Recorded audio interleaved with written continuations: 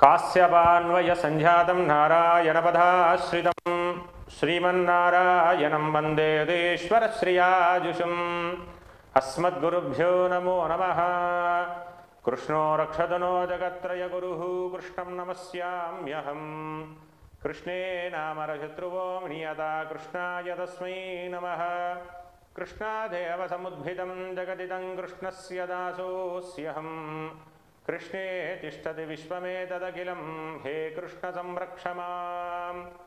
ఆపదామపహత్తారం దాతారం సర్వసంపదాం లోకాభిరామం శ్రీరామం భూయో భూయో నమామ్యహం.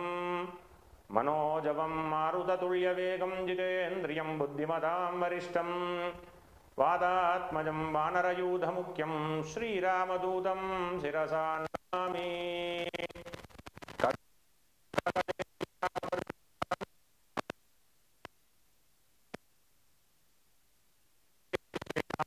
సర్వాంగభూషావృతా నీలాస్మాద్యుతిమాస్యపాదదశకాం సేవే మహాకాళికాం. యామస్తౌ స్వపితయే హరౌ కమలతో హంతుం మధుం కైటభం. సర్వమంగళమాంగళ్యే శివే సర్వార్థసాధకే శరణ్యే త్ర్యంబకే దేవీ నారాయణి నమోస్తుతే. అస్మద్గురుభ్యో నమో నమః. జై శ్రీమన్నారాయణ. శ్రీమాత్రే నమః.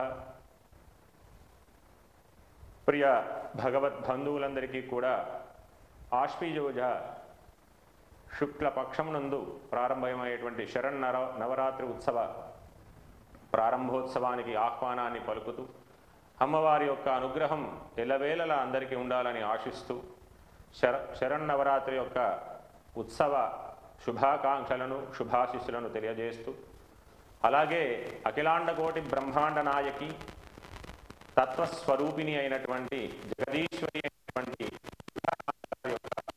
అనుగ్రహం చేత ఎంత వైభవంగా మనందరం కూడా చేసుకోవాలని అమ్మవారి యొక్క అనుగ్రహం చేత మనందరం కూడా ఆ యొక్క నవరాత్రి ఉత్సవాలలో పాల్గొని భగవద్భక్తులందరికీ అమ్మ యొక్క అనుగ్రహం చేత అమ్మ యొక్క కరుణా కటాక్ష వీక్షణములు అందరిపైన ఉండాలని ఆశిస్తూ అందరికీ కూడా స్వాగతాన్ని తెలియజేస్తూ శరన్నవరాత్రి ఉత్సవ శుభాకాంక్షలను తెలియజేస్తున్నాను. లోకంలో ప్రతి చరాచర సృష్టిలో కూడా ఏ జీవి అయినా కానీ ప్రాణం పోసుకోవాలి అన్నా ఆ జీవికి తగనైనటువంటి రీతిలో ఉన్నత స్థితి కలగాలన్నా మంచి శక్తి సామర్థ్యం కలగాలంటే ఒక తల్లి దయ ఉంటే తప్ప అటువంటి వైభవాన్ని పొందలేడు మానవుడు. మానవుడే కాదు, ప్రతి జీవరాశి కూడా 84 లక్షల జీవరాశులు ఉన్నాయి మొత్తం. మన వేదశాస్త్రాలు పురాణాలన్నీ కూడా పెద్దలందరూ కూడా మనకు తెలియజేస్తున్నటువంటి విషయం. అటువంటిలో ఈ 84 లక్షల జీవరాశిలో కూడా అత్యంత దుర్లభమైనటువంటి జీవితం మానవుని యొక్క జీవితం. అంటే జంతువునా నరజన్మ దుర్లభం అని శాస్త్రం. అంటే ఎవరికీ లేనిటువంటి మిగతా జీవరాశులటువంటి లేనిటువంటి స్థితిని శక్తిని జగద్వ్యాపిని అయినటువంటి అమ్మ మనందరికీ కృప చేసింది. ఉదాహరణకు ఏ జీవరాశికి కూడా మనకు కావలసిన పదార్థాలను అడిగేటువంటి అధికారాన్ని కానీ ఆ యొక్క మాట తత్వాన్ని కానీ పలుకును కానీ ఇవ్వలేదు ఏ జీవరాశి కూడా. కానీ ఒక మనిషికి మాత్రమే ఆ యొక్క అవకాశాన్ని కలగజేసింది జగద్వ్యాపిని అయినటువంటి అమ్మవారు. అటువంటి అమ్మవారి యొక్క అనుగ్రహానికి అంటే అమ్మ దయ ఉంటే అన్నీ ఉన్నట్టే అని చెప్పి మన నానుడిగా ఉంది. ఎందుకంటే ఏ విషయాన్నైనా కానీ భగవత్ సంబంధమైనటువంటి విషయాలే కావచ్చు, పరమేశ్వర సంబంధమైనటువంటి విషయాలే కావచ్చు, సమానమైనటువంటి విషయాలనే కావచ్చు, అందరికీ కూడా అనుగ్రహాన్ని చేసి అంటే ఎవరిపైన కూడా కోపాన్ని కలగచేయకుండా ఉండి ప్రతి జీవి కూడా ప్రశాంతమైనటువంటి వాతావరణంలో ఉండి సుఖ సంతోషాలను పొందే విధంగా ఎప్పుడు అమ్మ దీవిస్తూ ఉంటుంది. అటువంటి అమ్మ కొరకు మన అందరం కలిసి శాస్త్రోక్తంగా శాస్త్ర విధంగా ఏదైతే తెలియజేయడం జరిగిందో అటువంటి శరన్నవరాత్రి ఉత్సవాలన్నీ మనం ప్రారంభం చేసుకుంటున్నాం. మరి శరన్నవరాత్రి ఉత్సవాలు ఒక్కొక్క రోజున అమ్మవారు ఒక్కొక్క అవతారాన్ని పొందుతూ ఉంటుంది. మరి నవరాత్రులకు 9 రాత్రులుగానే ఎందుకు ఆదేశం జరిగింది అని అంటే పెద్దలు చెప్తుంటారు. మనంతా కూడా 9 అనే సంఖ్య పరిపూర్ణమైనటువంటి తత్వాన్ని కలిగి ఉంటుంది. 9 రాత్రులు గడిచిన తర్వాత 10వ రాత్రి నాడు 1 పక్కకు 0 చేరుతుంది. ఆ 0 చేరడం ద్వారా పరిపూర్ణత్వాన్ని మనకు కలగజేస్తుంది అమ్మవారు. 9 రాత్రులలో 3 రాత్రులు కాళికా స్వరూపాన్ని, 3 రాత్రులు లక్ష్మీ స్వరూపాన్ని, 3 రాత్రులు సరస్వతి స్వరూపాన్ని ఆరాధన చేసుకోవడం పద్ధతిగా పెద్దలు అనుగ్రహించినటువంటి విధానం. ఇదంతా కూడా దేవి భాగవతంలో అమ్మవారి యొక్క వైభవాన్ని తెలియజేస్తూ వ్యాస భగవానుడు రచించినటువంటి మహాగ్రంథం, అమ్మవారి యొక్క వైభవాన్ని తెలియజేసినటువంటి గ్రంథం శ్రీమద్ దేవి భాగవతం. ఆ దేవి భాగవతంలో 18,000 శ్లోకాల చేత అమ్మవారి యొక్క వైశిష్ట్యాన్ని, అమ్మవారి యొక్క వైభవాన్ని, అమ్మవారి యొక్క దయా గుణాన్ని, అమ్మవారి యొక్క ఐశ్వర్యశీలతను, అమ్మవారి యొక్క నడవడికను తెలియజేసినటువంటి గ్రంథం దేవి భాగవతం. ఆ దేవి భాగవతంలో చాలా రకాలైనటువంటి అమ్మవారి యొక్క అనుకూలమైనటువంటి విధానం చేత అమ్మవారి యొక్క ఆరాధనను ఎలా చేయాలి, ఎలా చేస్తే బాగుంటుంది అనే ఒక విధానాన్ని వేద ఋషులు మనందరికీ కూడా అందజేశారు. అటువంటి శరన్నవరాత్రి ఉత్సవాలను 9 రాత్రులుగా మనం అందరం చేసుకుంటున్నాం.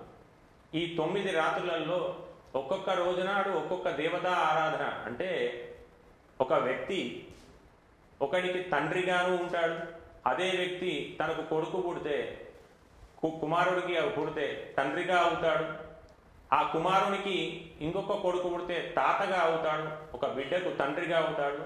ఆ బిడ్డను ఒక ఇంటికి వివాహానికి పంపిస్తే ఆ వివాహమాడిన భర్త చేత మామ అని పిలిపించుకుంటాడు. అలాగే ఇలా నానా రకాలుగా మనిషి యొక్క జీవితం సాగుతుంది. అంటే మనిషి అనేటివాడు ఒక్కడే, కానీ స్థానాన్ని బట్టి తన వరుస మారుతూ ఉంటుంది. అలాగే అమ్మవారు కూడా ఒక్కొక్క అవతార స్వరూపాన్ని పొందిందై మూలం మాత్రం పరాశక్తిగా ఉంటుంది. ఆ మూలం చేత మిగతా ఆరాధన పొందడానికై ఒక్కొక్క సంఘటనకు, ఒక్కొక్క సందర్భానికి సందర్భించి కూడా ఆ అమ్మవారు అవతారాన్ని ఎత్తి ఆ అవతార పరిసమాప్తిని చేసి మనొక సూచనను, శుభదాయకమైనటువంటి విధానాన్ని అందజేసింది ఆ పరాశక్తి. అలాగే భగవంతుడు అయినటువంటి శ్రీమన్నారాయణుడు 10 అవతారాలను ఎత్తి మన అందరికీ కూడా లోక కళ్యాణాన్ని గావించినటువంటి సంఘటనలు విదితమే. చాలా అయినటువంటి సంఘటనలు ఉన్నాయి. మత్స్య కూర్మ వరాహ నారసింహ వామన అని చెప్పి 10 అవతారాలు చేశారు.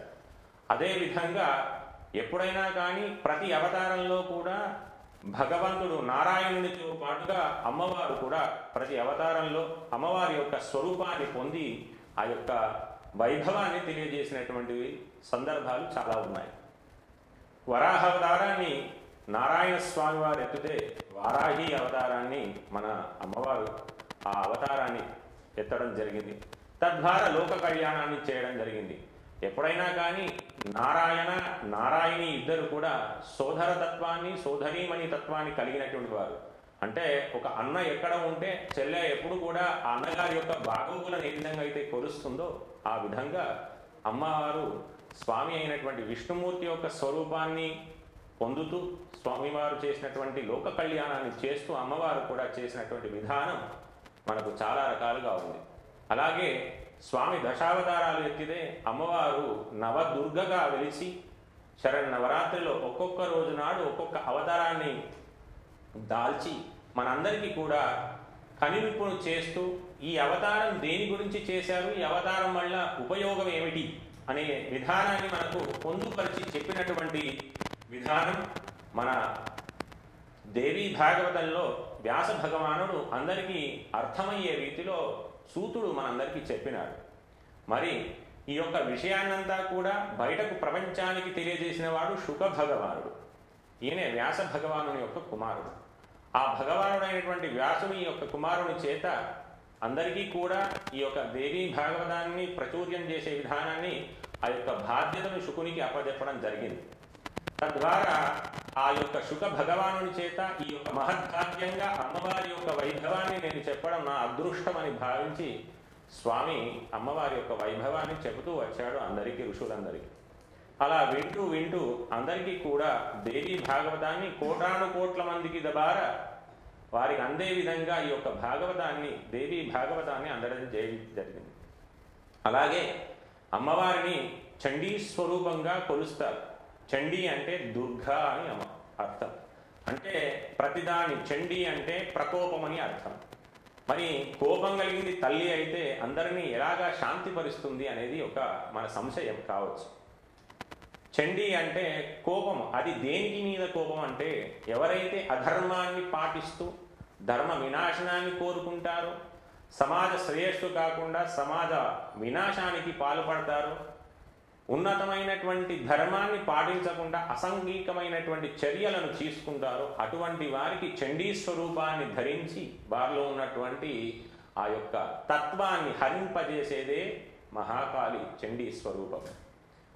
అటువంటి అమ్మవారి యొక్క వైభవాన్ని మనమంతా కూడా తెలుసుకుందాం. అమ్మవారి యొక్క విశిష్టతమైనటువంటి 9 రూపాలకు ఒక చక్కనైనటువంటి శ్లోకాన్ని అందజేయడం జరిగింది బ్రహ్మదేవుడు. ప్రథమం శైలపుత్రీ చ, ద్వితీయం బ్రహ్మచారిణి, తృతీయం చంద్రగంటేతి, పుష్పాండేతి చతుర్థకం, పంచమం స్కందమాతేతి, షష్టం కాత్యాయనీ చ, సప్తమం కాళరాత్రీశ్చ, మహాగౌరీ చ అష్టమం, నవమం సిద్ధదాత్రీ చ, నవదుర్గా ప్రకీర్తితాంబరాలు. బతుకమ్మ పండుగ. అటువంటి బతుకమ్మ పండుగను మొదటి రోజునాడు గౌరీ అమ్మవారిగా బొడ్డెమ్మగా చేసుకుంటారు. అయితే ఒక్కొక్క రోజునాడు ఒక్కొక్క అమ్మవారి స్వరూపాన్ని ఆరాధన చేస్తూ రావడం జరిగింది. అయితే ఈ ప్రాంతంలో ఉన్నటువంటి మన ప్రాంతాల్లో, తెలంగాణ ప్రాంతంలో దొరికేటువంటి వివిధ రకాలైనటువంటి పుష్పాల చేత, పిండి వంటల చేత అమ్మవారికి ఒక్కొక్క రోజునాడు ఒక్కొక్క బతుకమ్మగా ఆరాధన చేసి, అంటే ఎప్పుడు చేసినా కానీ 2 బతుకమ్మలను ఆరాధనలో పెడతారు. ఒకటి పెద్ద బతుకమ్మ, ఒకటి చిన్న బతుకమ్మ అని. అంటే పెద్దమ్మగా ఉన్నటువంటి ముగ్గురమ్మల మూలపుటమ్మ అయినటువంటి దుర్గమ్మగా, ఆ అమ్మను రక్షించి మా ఇంటి సౌభాగ్యాన్ని కాపాడమని పెద్ద బతుకమ్మను, ఉన్నటువంటి చిన్న పిల్లలు ఎవరైతే ఉన్నారో వారందరికీ కూడా ఆరోగ్యపరమైనటువంటి, ఆర్థికపరమైనటువంటి ఇబ్బందులు కలగకుండా ఉన్నత స్థితిని పొందే విధంగా ఉండాలని చిన్న బతుకమ్మను కూడా ఏర్పాటు చేసి, చిన్న పెద్ద తేడా లేకుండా అందరూ కూడా ఆట పాటలతోని సంబరాలతో ఆ అమ్మవారి యొక్క ఉత్సవాన్ని జరుపుతారు మన తెలంగాణ ప్రాంతంలో. అటువంటి బతుకమ్మ ఉత్సవాలను సుమారు 1000 సంవత్సరాల క్రితం ప్రారంభం చేసుకున్నాం. మన ప్రభుత్వం కూడా ఇది ఒక రాష్ట్రానికి సంబంధించినటువంటి పండుగగా కేటాయించి దీనికి మంచి గుర్తింపును తేవడం జరిగింది. ఇటువంటి ఉత్సవాలలో అందరూ కూడా పాల్గొనాలి. అయితే మొదటి ఈ 9 రోజులలో అమ్మవారి యొక్క స్వరూపంగా బతుకమ్మను చేసుకుంటాం. ఇక్కడ ఈ బతుకమ్మను కూడా మొదటి రోజునాడు ఎంగిలి పూల బతుకమ్మ అని, రెండవ రోజునాడు అటుకుల బతుకమ్మ అని, మూడవ రోజునాడు ముద్దపప్పు బతుకమ్మ అని. అంటే ఈ విధానాలు ఎట్లా వచ్చినాయి అంటే తెలంగాణ ప్రాంతంలో భాష సరళి అలాగా ఉండడం ద్వారా ఆ యొక్క పదాలను వాడడం జరిగింది. అంటే ముద్దపప్పు బతుకమ్మ అంటే ఒక పప్పును వండి ముద్దగా చేసి ఒక పులగంలాగా చేసి ఎలాగైతే దగ్గరగా ఉంటుందో ఆ విధంగా పూల ద్వారా అమ్మవారిని ఆ విధంగా పేర్చి, అమ్మవారి యొక్క పుష్పాలతోని పేర్చి అమ్మవారి యొక్క ఆరాధన చేయాలని, పాటలు పాడాలని, ఏ రోజునాడు ఏమేమి చేసుకోవాలనే ఒక విధానాన్ని చెప్పడం జరిగింది. అప్పుడు 4వ రోజు నాను బియ్యం బతుకమ్మగా, 5వ రోజు అట్ల బతుకమ్మగా, 6వ రోజు అలిగిన బతుకమ్మగా చేస్తారట. అప్పుడప్పుడు చూడండి, ఇంట్లో ఒక చిన్నపిల్లలకు మనం ఏదైనా కావాలి అని చెప్పి, వాళ్ళు ఏదైనా కావాలని చెప్పి మారాన్ చేస్తూ ఉంటే, ఆ మారాన్ చేసే సమయంలో నేను కొనిబా, ఏదైనా చాక్లెటో బిస్కెటో ఐస్ క్రీమో అడిగింది అనుకోండి, నేను ఇస్తానంటే నేను ఇయ్యను పో అని చెప్పి అంటే ఒక పిల్లవాళ్ళు అడిగినట్టుగా వెళ్ళి ఒక రూమ్లో ఉండి ఏడుస్తూ ఉంటారు, అలుగుతూ ఉంటారు. నన్ను కొనియలేదు, చేయలేదు అని చెప్పి ఒక చిన్నగా బుజ్జి బుజ్జి మాటలతోని పలకరిస్తూ ఉంటారు ఆ పిల్లలు. అలాగే అమ్మవారు కూడా బాలా త్రిపుర సుందరి రూపాన్ని ధరించినటువంటిది అమ్మవారు. అటువంటి అమ్మవారి యొక్క బతుకమ్మ రోజునాడు 6వ రోజునాడు అలిగి వెళ్తుందట. అలిగి వెళ్ళి మళ్ళీ బుద్ధగిస్తే అమ్మవారు 7వ రోజు తిరిగి వస్తుందట. అటువంటి అమ్మవారును 6వ రోజు నాడు అలిగిన బతుకమ్మగా చేసి ఆ రోజునాడు కొన్ని ప్రాంతాల్లో 7వ రోజు కూడా చేస్తారు. 6వ రోజు నాడు ఈ ఒక అలిగిన బతుకమ్మగా చేసి అమ్మవారిని ఆట ఆడకుండా చేస్తారట. ఆ తర్వాత 7వ రోజు నాడు వేపకాయ బతుకమ్మ అని అంటారట. అంటే ఒక్కొక్క రోజు ఒక్కొక్క విధమైనటువంటి తీపి, ఒగరు, పులుపు ఎలాగైతే మన ఉగాది నాడు ఉంటుందో బతుకమ్మ రోజు పండుగలలో కూడా అటువంటి విధానంగా అమ్మవారికి నైవేద్యాలు చేస్తూ ఉంటారు. ఆ తర్వాత 8వ రోజు నాడు వెన్నముద్ద బతుకమ్మగా చేస్తారు. చేసి అమ్మవారి యొక్క ఇష్టమైనటువంటి పిల్లలందరికీ కూడా పిండి వంటలను పంచిపెట్టడం జరుగుతుంది. ఇక 9వ రోజు నాడు సద్దుల బతుకమ్మగా అమ్మవారిని ప్రేరేపించి అందులో మహాకాళి, మహాలక్ష్మి, మహాసరస్వతి యొక్క స్వరూపాన్ని అందులో ఇమిడిచి అందరికీ కూడా ఆ యొక్క అమ్మవారి ఆశీర్వాదాన్ని పొందే విధంగా చేసి 9వ రోజు నాడు దుర్గా అష్టమి రోజు నాడు అమ్మవారి యొక్క శోభాయ యాత్రను చేసుకొని, అంటే అందరూ కూడా వాడవాడలో ఊరంతా కలిగి వెళ్ళి ఒక తటాకమునందు వెళ్ళి లేకపోతే ఒక సరస్సు దగ్గరికి వెళ్ళి అమ్మవారి యొక్క వైభవాన్ని చెప్తూ చుట్టూ తిరుగుకుంటూ అమ్మవారి దగ్గర పాటలు పాడుతూ అమ్మవారికి వీడుకోలు చేసి మరలా రావమ్మ మా ఇంటికి బతుకమ్మ అని చెప్పి చివరి పాటగా అమ్మవారికి సాగనంపి నిమజ్జనాన్ని చేస్తారు. ఆ రోజు ఎన్నో రకాలైనటువంటి పిండి వంటలను చేసుకొని, మనం ఇక్కడ ప్రాంతీయ భావంగా చెప్తుంటారు సత్తుపిండి అని, విధమైనటువంటి పిండులన్నీ కూడా ఒకరినొకరు పంచుకొని ఆ పంచుకున్న దాన్ని అందరూ ఒకరినొకరు తీసుకోవడం ద్వారా ఇద్దరి మధ్యలో, అంటే సమాజంలో ఉన్నటువంటి వ్యక్తులందరి మధ్యలో కూడా ఒక రకమైనటువంటి బంధుత్వాన్ని కలుగజేసేటువంటి ఉన్నతమైనటువంటి పండగ మన బతుకమ్మ పండుగ. ఆ పండుగ కూడా మనం అందరం కూడా విశేషంగా పుణ్యశ్రీలందరూ కూడా, సుహాసినులందరూ కూడా, చిన్న పెద్ద తేడా లేకుండా అందరూ కూడా ఇంట్లో చేసుకునేటువంటి ఈ పండుగ సద్దుల బతుకమ్మను అందరం కూడా ఈ సంవత్సరం ఆచరించి అమ్మవారి యొక్క అనుగ్రహాన్ని పొందుదాం.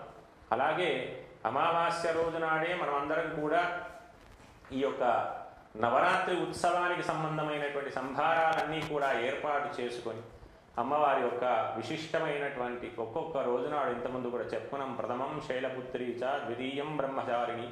అలాగా ఒక్కొక్క రోజునాడు అమ్మవారి యొక్క వైభవాన్ని తెలియజేస్తూ ఒక్కొక్క విషయమైనటువంటి విధానాన్ని మనం అందరం కూడా తెలుసుకుందాం.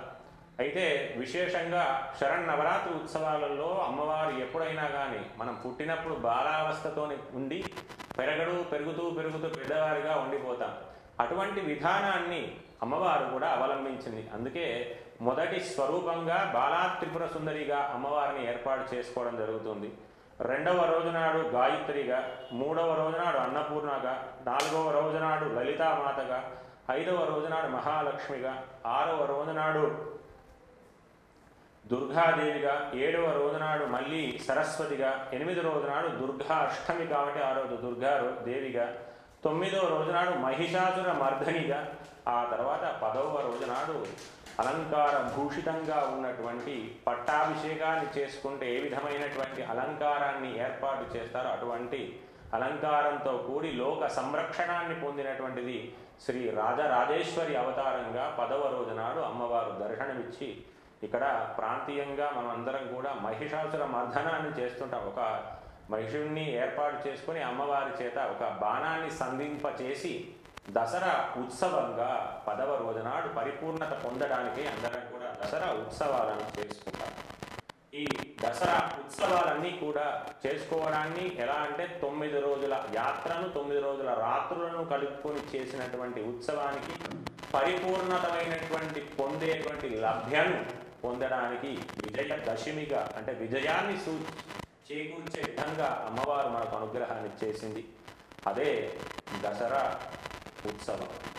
ఆ రోజునాడు మనందరికీ కూడా తెలిసినట్టే శ్రీరామచంద్ర స్వామి వారు కూడా రావణాసురుడిని వధించిన రోజు దసరాగా చెప్పుకుంటారు.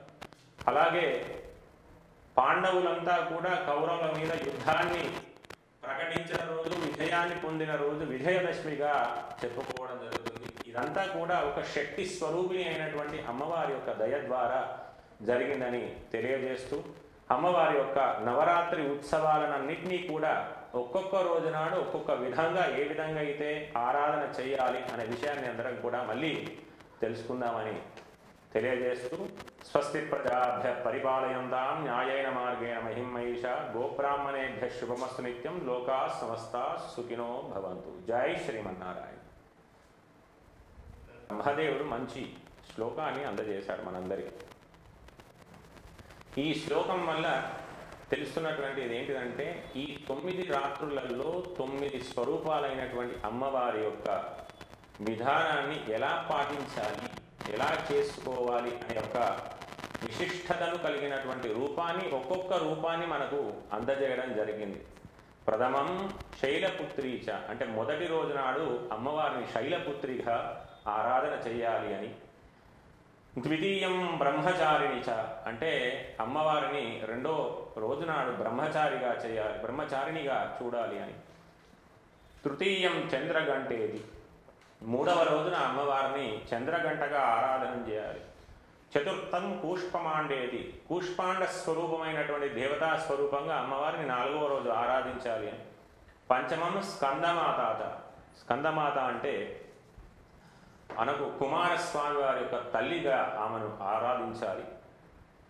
షష్టం కాత్యాయనీచ ఈ 6వ రోజు నాడు అమ్మవారిని కాత్యాయని స్వరూపంలో ఆరాధించాలి. సప్తమం కాలరాత్రీచ అంటే 7వ రోజు నాడు కాలరాత్రిగా అమ్మవారి యొక్క ఆరాధన చేయాలని ఉంది. మరి కాలరాత్రి అంటే మనకు చూడడానికి ఒక భయానకమైనటువంటి రూపాన్ని కలిగి జుట్టునంతా కూడా విరబోసుకొని ఉండి కపాల మాలికలను ధరించి ఒక పెద్దనైనటువంటి ఒక ఎర్రనైనటువంటి బొట్టును పెట్టుకొని ఒక వికృత స్వరూపాన్ని కలిగి భయానకాన్ని కలిగించేది కాళీ అమ్మవారు. కానీ ఆ కాళీ అమ్మవారు ఎందుకు ఆ అవతారాన్ని ఎత్తారు అంటే దుష్ట శిక్షణ శిష్ట రక్షణ కొరకై అమ్మవారు ఆ అవతారాన్ని ధరించారు. ఎందుచేత అంటే ఎంతోమంది రాక్షసులందరూ కూడా కలిసి బ్రహ్మణులను బ్రహ్మ ఋషులను ఋషివరేణ్యుల యొక్క సతులను అందరినీ కూడా నానా అయినటువంటి చిత్ర హింసలకు గురి చేశారు ఆ రాక్షసులంతా కూడా. తద్వారా ఆ యొక్క రాక్షసులను హతము చేయడానికి వాళ్ళలో ఉన్నటువంటి బుద్ధిని తగ్గించడానికి కొరకై అమ్మవారు కాలరాత్రి స్వరూపంగా అవతారాన్ని ఎత్తారు. మరి వాళ్ళలో ఉన్నటువంటి రాక్షసత్వం అంటే ఎక్కడనో లేదండి. రాక్షసత్వం అంతా కూడా మన చేతిలోనే మన ద్వారానే ఉంటుంది. మనం చేసేటువంటి రజో తమో సాత్విక గుణాలలోనే ఉంటుంది. సాత్విక గుణం చేత ఉన్నవానికి సమాజంలో అందరూ బాగుండాలి, అందరితో నేనుండాలి అని చెప్పే ఆలోచన కలుగుతుంది. తమో గుణం కలిగిన వానికి ఏంటంటే నేనే గొప్ప, నా అంతటి వాడు లేడు అనే ఒక భావన కలుగుతుంది రావణాసురుడిలాగా. ఇక రజోగుణం ఉందంటే ప్రతిదానికి కోపాన్ని తెలుసుకొని ఎవరితోని యుద్ధం చేద్దాం, ఎవరితోని వివాదాలు చేసుకుందాం అనేటువంటి గుణాన్ని కలిగినది రజోగుణం. అటువంటి గుణాలను తగ్గించడానికై మనలో ఉన్నటువంటి రాక్షసత్వాన్ని హరించడానికి అమ్మవారు ఆ రాక్షసులను చంపడానికే కాలరాత్రిగా అవతారం ఎత్తారు. ఆ కాలరాత్రి స్వరూపాన్ని మనం 7వ రోజు నాడు ఆరాధన చేసుకుంటాం. మహాగౌరీచ అష్టమం మహాకాళి మహాలక్ష్మి మహాసరస్వతి అయినటువంటి అమ్మవారు గౌరీ స్వరూపాన్ని 8వ రోజు నాడు ధరిస్తారు. ఈ 8వ రోజు నాడు గౌరీ స్వరూపాన్ని ఎందుకు ధరిస్తారంటే సౌభాగ్యత్వాన్ని ప్రసాదించడానికి, ఎన్నో విధాలైనటువంటి సుఖ సంపదలను అలాగే మంగళకరమైనటువంటి ఆర్థికపరమైనటువంటి కావచ్చు, ఆరోగ్యపరమైనటువంటి కావచ్చు, అవన్నీ కూడా అందజేయడానికి సుహాసినులందరికీ కూడా సౌభాగ్యాన్ని ప్రసాదించడానికి ఆ రోజు అమ్మవారు గౌరీ స్వరూపాన్ని ఎత్తి సర్వమంగళ మాంగళ్య అని చెప్పి అన్ని మంగళకరమైనటువంటి రూపాన్ని కలగజేయడానికై అమ్మవారు 8వ రోజున గౌరీ యొక్క అవతారాన్ని ఎత్తడం జరిగింది. నవవం సిద్ధదాత్రీచ అంటే 9వ రోజు నాడు సిద్ధదాత్రిగా అమ్మవారి యొక్క ఆరాధన చేయాలి. అంటే ఈ 8 రోజులు చేసినటువంటి పూజా ఫలితంగా అమ్మవారు మనకు మన లోకానికి లోక కళ్యాణానికై మనందరికీ ప్రసాదించడానికి కొరకై సిద్ధదాత్రిగా అవతారాన్ని ఎత్తి లోక కళ్యాణాన్ని చేస్తుంది అమ్మవారు. ఆ తర్వాత నవవం సిద్ధదాత్రీచ అని 9వ రోజు నాడు చేసుకుంటుంది. ఈ విధంగా 9 రాత్రులలో 9 అమ్మవార్ల యొక్క ఆరాధన చేయాలని చెప్పి విధానాన్ని ఏర్పాటు చేశారు పెద్దలు. అయితే ఆశ్వీజ శుద్ధ పాడ్యమి నుండి మహర్నమి వరకు దేవీ నవరాత్రులు అంటారు. ఎప్పుడైతే అశ్విని నక్షత్రంతో కూడినటువంటి పౌర్ణమి వస్తుందో ఆ పౌర్ణమిని ఆశ్వీజ మాసంగా నిర్ణయం చేయడం జరిగింది జ్యోతిష్య శాస్త్ర ప్రకారంగా. అటువంటి మాసంలో ఆశ్వీజ మాసం అత్యంత వైభవోపేతమైనటువంటి మాసం. అలాగే కొంతమందికి గడ్డు కాలంగా కూడా చెప్తారు. ఎందుకంటే ప్రబలమైనటువంటి వర్షాధికారులు చేయడం ద్వారా నీరంతా కూడా కలుషితమైపోయి ఆ నీరుని సేవించడం ద్వారా సకల ప్రాణి అంతా కూడా రుగ్మతను చెంది ఉంటుంది. తద్వారా ఆ రుగ్మతను పోగొట్టడానికి అమ్మవారు ఆశ్వీజ మాసంలో మనందరికీ కూడా కలిపి మనందరినీ రక్షించడానికి ఒక విధానాన్ని ఏర్పాటు చేయడం జరిగింది. అదే శరన్నవరాత్రి ఉత్సవాలు. దీన్ని కొన్ని ప్రాంతాలలో శారదా నవరాత్రులని, కొన్ని సాంప్రదాయాల ప్రకారంగా మహాలక్ష్మి ఉత్సవాలని, కొన్ని ప్రాంతాలలో సిద్ధరాత్రి ఉత్సవాలని నానా రకాలుగా పేర్లు పెట్టి ఆరాధన చేస్తారు. సాంప్రదాయాల ప్రకారంగా తీసుకుంటే పాంచరాత్రి ఆగమం ప్రకారంగా ఈ నవరాత్రి దసరా ఉత్సవాలలో భాగంగా తిరుమల క్షేత్రంలో అత్యంత వైభవంగా స్వామివారి ఉత్సవాలు చేస్తారు. ఎక్కడ చేసినా, ఏ సాంప్రదాయంగా చేసినా, ఏ విధానంగా చేసినా కానీ అమ్మవారి యొక్క అనుగ్రహం కొరికే చేయడం జరుగుతుంది తప్ప ఎప్పుడు కూడా లోక క్షేమాని కొరికై చేయడం జరుగుతుందే తప్ప లోక వినాశనానికి కాదు. ఎందుకంటే ఏదైనా కానీ అమ్మ దయ ఉంటే అన్నీ ఉన్నట్టే అని చెప్పుకున్నాం మనం ఇంతకుముందే. ప్రపంచంలో ఏది కావాలన్నా తల్లి ద్వారానే లభిస్తుంది. మనమంతా కూడా వచ్చింది తల్లి గర్భం నుంచే, మళ్ళీ వచ్చింది కూడా ఎక్కడి నుంచి అంటే మట్టి నుంచి వచ్చాము, మట్టి నుంచే వెళ్ళిపోతాము అందరం కూడా. ఈ మధ్యమైనటువంటి స్థితి కారకాన్ని మనకు కలిగజేసి మన బాగోగులం చూడడానికి, ఉదాహరణ చిన్న పాపనిగా ఉన్నవానికి ఆరోగ్యము సంపదను ఇవ్వడానికై అమ్మవారు ఎన్నో రకాలైనటువంటి ఆ యొక్క క్షుద్బాధను తీర్చడానికి క్షీర స్వరూపంగా స్తన్యం నుంచి పాలన ఇవ్వడం జరుగుతుంది. వారు పెరిగిన తర్వాత ఆరోగ్యాన్ని చూసుకోవడానికి ఒక ఆరోగ్య లక్ష్మిగా ఉంటారు. ఆ తర్వాత పెరిగినటువంటి ఆ యొక్క సంతానానికి విద్యను ప్రసాదించే విద్యాలక్ష్మిగా, ఆ తర్వాత వివాహానికై వివాహలక్ష్మిగా, సౌభాగ్యలక్ష్మిగా, తర్వాత రాజ్యలక్ష్మిగా, ఉద్యోగలక్ష్మిగా, ఇలా మనం పుట్టినప్పటి నుంచి పరమాత్మునిలో దగ్గరికి వెళ్ళే వరకు కూడా, ఈ మట్టిలో కలిసిపోయే వరకు కూడా అమ్మవారి యొక్క దయతోనే ఈ అంతా కూడా నడుస్తుంది. ప్రకృతి ఆధీనంతు దైవతం అని శాస్త్రం. ప్రకృతి మొత్తం కూడా దేవుని యొక్క ఆధీనంలోనే ఉంటుంది. అంటే మనమంతా కూడా సమాజంలో ఏ చేయాలంటే ప్రకృతికి వినాశనాన్ని కలిగించే విధంగా చేయకుండా ప్రకృతిని సంరక్షించే విధంగా కార్యక్రమాలు చేయాలని చెప్పి వేద శాస్త్రాలు పురాణాలన్నీ కూడా మనకు అవగతాన్ని చేస్తున్నాయి. అటువంటి ఉత్సవాలలో మన తెలంగాణ ప్రాంతంలో అత్యంత వైభవంగా చేసుకునేటువంటి ఒక ఉత్సవం కలదు. ఆ ఉత్సవాన్ని సుమారుగా 1080 సంవత్సరాల క్రితం నుంచి మనం ఈ ఉత్సవాన్ని దాదాపు 1090 సంవత్సరాల నుంచి కూడా ఈ యొక్క ఉత్సవాన్ని మన తెలంగాణ ప్రాంతంలో అత్యంత వైభవంగా చేసుకుంటున్నాం. ఇది ప్రాంతీయ భావమైనటువంటి ఉత్సవం. అదే బతుకమ్మ సంబరాలు, బతుకమ్మ పండుగ. ఈ బతుకమ్మ పండుగను ఎందుకు చేస్తున్నారు అనేది అంటే, ఒక్కొక్క రోజునాడు అంటే కలుషితమైనటువంటి ఏదైతే జలం ఉందో ఆ జలాన్నంతా కూడా శుద్ధి చేయడానికి, ఎందుకంటే ప్రకృతిలో నానా విధమైనటువంటి పూలతో కలిగినటువంటి ఎన్నో రకాల ఔషధ గుణాలు కలిగినటువంటి వృక్షాలు ఉన్నాయి. 20 లక్షాని వృక్షయో అని చెప్పి శాస్త్రం, అంటే 20 లక్షల రకాల వృక్షాలు ఉన్నాయి మన ప్రపంచంలో, ఈ జగతిలో. అటువంటి 20 లక్షల వృక్షాల ద్వారా ఔషధ గుణాలు కలిగినవి చాలా ఉన్నాయి. అటువంటి ఔషధ గుణాలు కలిగినటువంటి వాటి చేత మనం అందరం కూడా ఈ బతుకమ్మ సంబరాలు అనేది చేసుకుంటాం. అంటే ఒక్కొక్క రోజు నాడు ఒక్కొక్క దేవతను స్వరూపంగా అమ్మవారిని ఆరాధన చేసుకుంటాం. అది కూడా భాద్రపద బహుళ అమావాస్య రోజు నాడు ప్రారంభం చేసుకొని ఆశ్వీజ శుద్ధ అష్టమి రోజు సద్దుల బతుకమ్మగా అమ్మవారికి 9 రాత్రుల ఉత్సవాన్ని చేసి ఆ అమ్మవారి యొక్క నిమజ్జన శోభాయాత్రను చేసుకుంటారు మన తెలంగాణ ప్రాంతంలో, ఆంధ్రప్రదేశ్లో ఉన్నటువంటి కొన్ని ప్రాంతాలలో. మరి ఈ ఉత్సవం అనేది ఎందుకు రావడం జరిగింది అంటే, పూర్వం ధర్మాంగద రాజు అనేటువంటి ఒక రాజు ఉన్నాడు. అతడు తన పుత్రికలు అంటే 9 సంతానం కలిగి ఉన్నా కానీ ఆ సంతానాన్ని నిలబెట్టుకోలేకపోయాడు ఆయన ధర్మాంగదుడు. ఆ తర్వాత 9 కుమారులంతా కూడా వివిధ రకాలైనటువంటి అనారోగ్య సమస్యల చేత వారు మరణించడం జరిగింది. ఆ తర్వాత అమ్మవారి స్వరూపాన్ని కొలిచినటువంటి వారి భార్య తల్లి పుట్టేటువంటి వారికి నీవే రక్షగా ఉండాలి, నీవే కాపాడాలి, అండగా ఉండి నీ యొక్క వైభవాన్ని చేత ఆ అమ్మాయి, ఆ పుట్టేటువంటి సంతానం ఎవరైతే ఉన్నారో మంచి భవిష్యత్తు కలిగి ఉండాలని చెప్పి కోరుకోవడం ద్వారా వాళ్ళ ఇంట్లో ఒక అమ్మాయిగా అమ్మవారి స్వరూపం వచ్చింది. రావడం చేతనే ఆ అమ్మాయికి ఆ లక్ష్మీ అమ్మవారు అంటే చాలా ఇష్టమట ధర్మాంగద రాజుగారి యొక్క భార్య. ఆ భార్య ఆ యొక్క పుత్రిక కూడా లక్ష్మి అని పేరు పెట్టుకోవడం జరిగింది.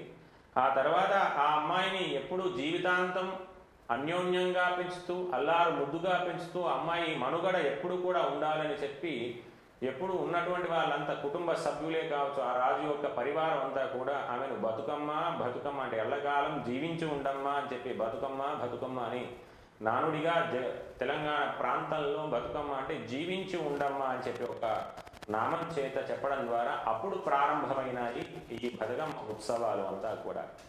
ఈ బతుకమ్మ ఉత్సవాలంతా కూడా అయితే మొదటి రోజు నాడు ఎంగిలి పూల బతుకమ్మ అని చేస్తారు, బొడ్డెమ్మ అని చేస్తారు. అంటే బొడ్డెమ్మ అనేది ప్రాంతీయ పదానికి చెందినది.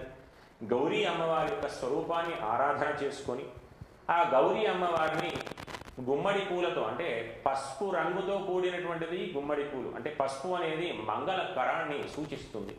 అటువంటి మంగళకరమైనటువంటి గుమ్మడి పూలలో ఆ గౌరీ అమ్మవారిని ఆరాధన చేసి చిన్న పెద్ద వయసులో తేడా లేకుండా, చిన్నపిల్లవాడా పెద్ద పిల్లవారా, వయసులో ముసలివారా పెద్దవారా అనే ఆ యొక్క తారతమ్యాలు లేకుండా, ధనికుల క్షణికుల అని కూడా లేకుండా, ఎటువంటి విధానాన్ని అవలంబించకుండా అందరూ కూడా కలిసి చేసుకునేటువంటి అత్యంత వైభవోపేతమైనటువంటి పండుగ మన